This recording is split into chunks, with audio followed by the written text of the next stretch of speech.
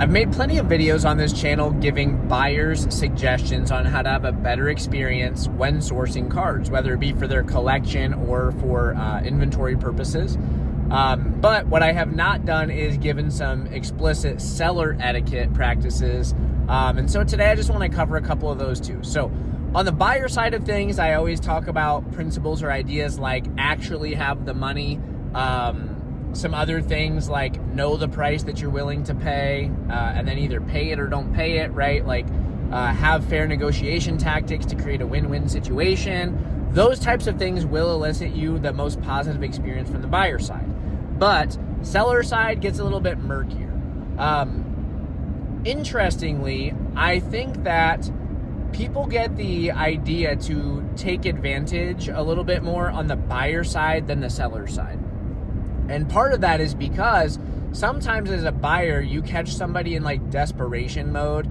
And as a seller, it's not typically the case that somebody is like purely desperate to buy the card that you happen to have.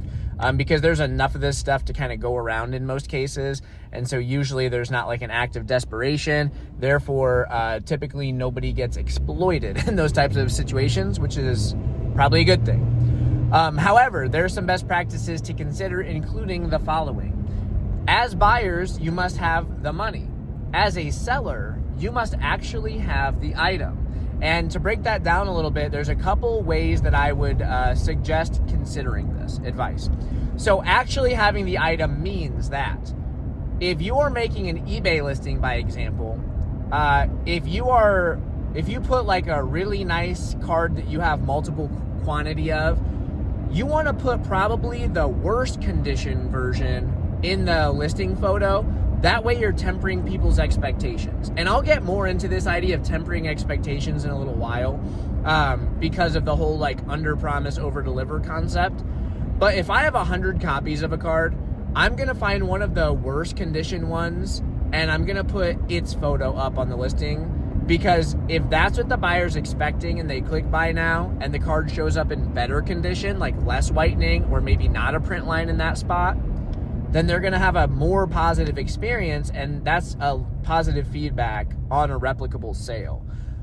So actually having the card. What you don't want to be doing is, if you only have one copy out of 100 with a swirl on it, and you take your listing photo of the swirl copy, and then that means that you're setting up like 99 other customers for disappointment.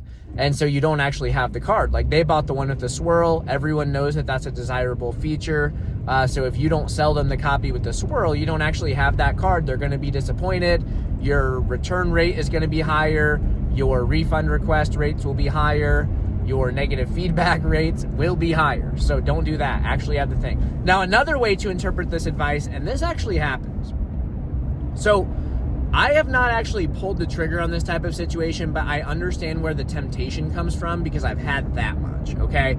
So let's say, by example, you know that somebody has a card that you are hankering for. And maybe it's a card that, like, straight up in terms of cash, you don't have the capital liquid at the moment to make that purchase.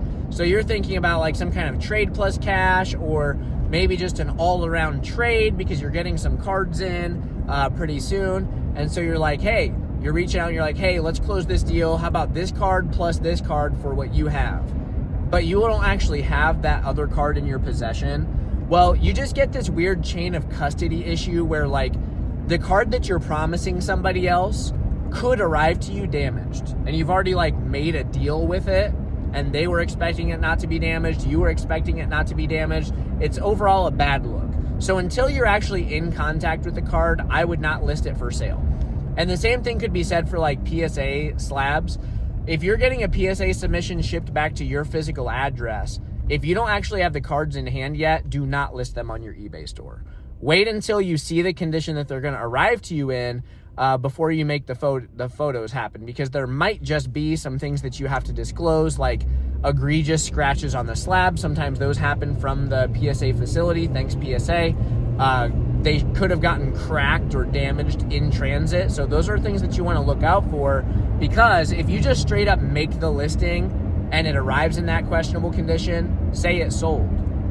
Well, now you have some explaining to do, and you have an unsatisfied customer. And all of that translates to a net negative experience on both your behalf and theirs. So make sure that you actually have the card before you dedicate it to a selling or sales-based transaction. I hope that one makes sense.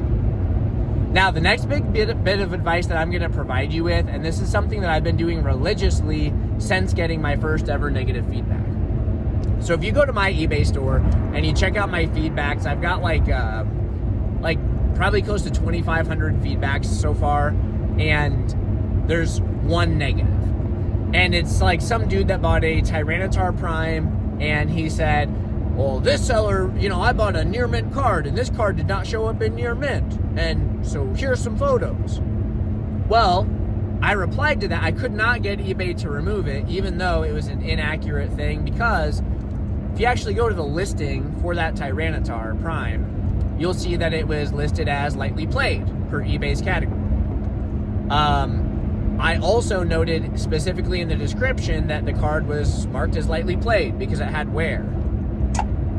So it was disclosed in 2 different locations and had appropriate listing photos. And the buyer clearly bought a lightly played card, but they were expecting a near mint one, right? And so that is foolish. But with that said, a thing to consider is I would always downplay the condition of your cards, because you don't want to be getting a negative feedback by over-promising and under-delivering. In the example I gave, it wasn't the perfect example because I appropriately promised and appropriately delivered, but the guy was just kind of a whiner. So there's that much. Most of my customers are fantastic, as seen by my feedback. Like 99% of them are great. 1.01% of them were turds. But on that note, it's like you want to be setting yourself up for the most positive experience possible as a seller, and to do that, you set up the most positive experience for your buyers. So when I'm listing a raw card, I'm always listing them knowing that I pre-graded them, right? Like I'm going to grade any gradable card that comes through my doors, so long as it actually has like a value increase, like some kind of value gained asymmetry or proposition. So it's no secret that every raw ungraded card on Pikachu Collectibles has been sifted through. So I don't want somebody to be buying a card from me and expecting it to get a PSA 10, because the odds of that happening are pretty low unless you get super lucky. So what I do is on every single card, even if it's like an SIR, and I'm only selling it raw because I think it would like PSA and CGC 9 or below. Even if I think it's like a CGC 9, which is like a mint card per their standards, I think everybody would consider a cracked 9 from PSA or CGC to be like a near mint card. I'm selling all that stuff as lightly played maximum. I am never, with an asterisk, almost never listing a card as near mint on my eBay store, because that's the best condition standard available for people to check. And so that means that their expectation is going to be as high for that card's condition as it can possibly be.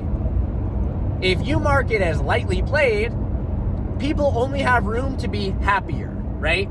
And so if you're selling a lightly played card, they're looking at the photos and they're like, it looks pretty good, I'm going to take a gamble.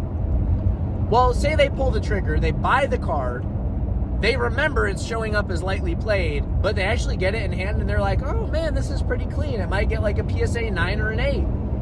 This was a near mint card. This is awesome. Guess what? Positive feedback.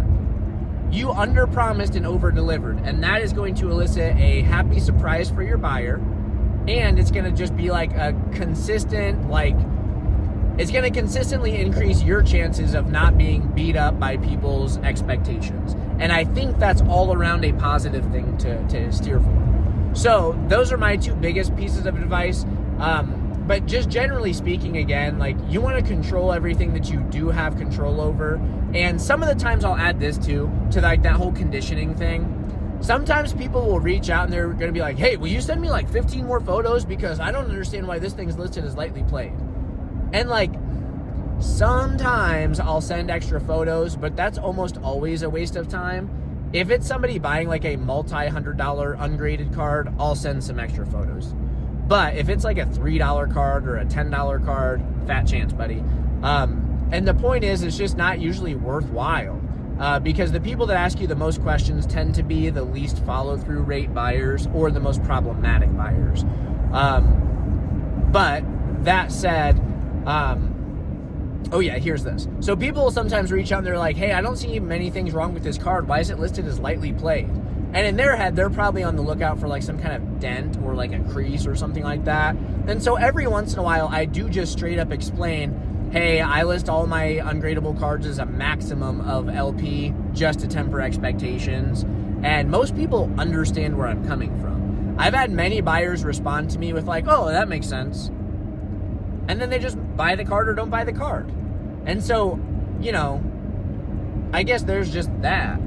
Again, like on the buyer side of things, you just want to be making sure that you're giving your buyer every opportunity to be satisfied. Because at the end of the day, satisfaction is what you're shooting for. Because as much as a sourcing and fulfillment job as eBay is, or reselling at large, it's also a customer service job, guys. You have to remember, these are real people buying from us, and they're spending real money. And so we want to make sure that we're providing them the most optimal experience in the departure of their cash as possible. Because nobody wants to be resentful about losing money. And so set the stage with that in mind. Thank you all so much for watching, and I'll see you on the next one.